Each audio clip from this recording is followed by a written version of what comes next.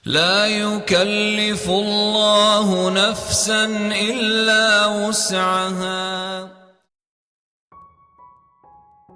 Dalam perjalanan hidup Rasulullah, ada masa-masa yang tidak mudah, bahkan sangat berat untuk dijalani.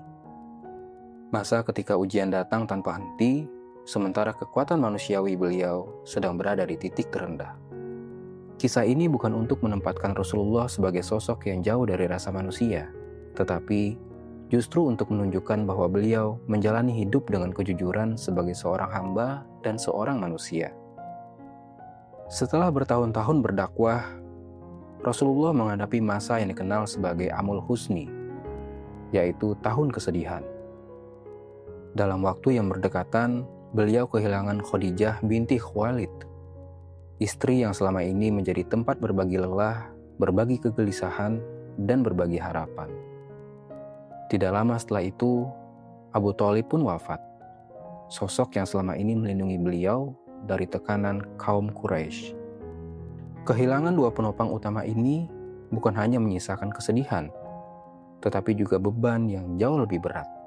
Penolakan terhadap dakwah semakin keras, hinaan dan caci maki menjadi hal yang hampir setiap hari beliau dengar.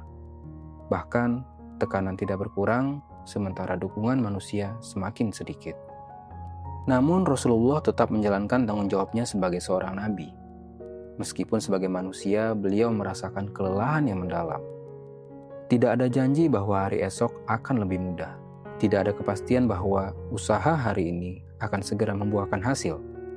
Yang ada hanyalah keyakinan bahwa jalan ini harus tetap ditempuh meski dengan langkah yang semakin berat. Di tengah kelelahan itu, Rasulullah tidak mengingkari perasaannya.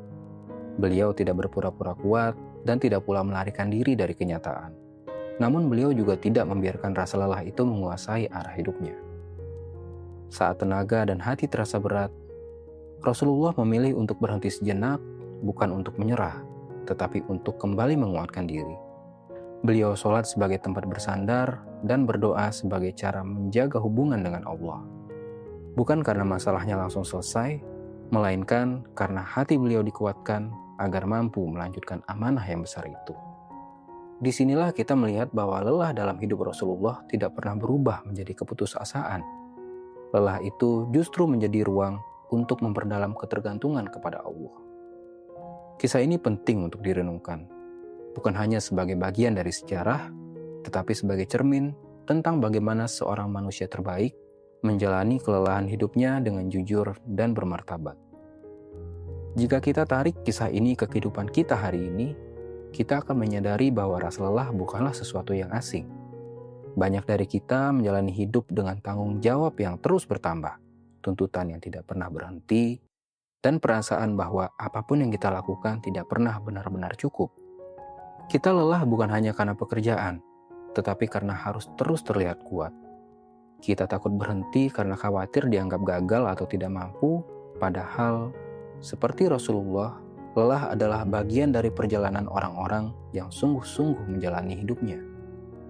Yang perlu kita pelajari bukan bagaimana menghilangkan lelah sepenuhnya, tetapi bagaimana menyikapinya. Rasulullah mengajarkan bahwa lelah tidak harus dilawan dengan penyangkalan atau pelarian, melainkan dihadapi dengan kesadaran dan sandaran yang benar. Jika hari ini kamu merasa lelah menjalani hidup, ingatlah, bahkan Rasulullah pernah berada di masa yang sangat berat. Namun, beliau tidak berhenti berjalan.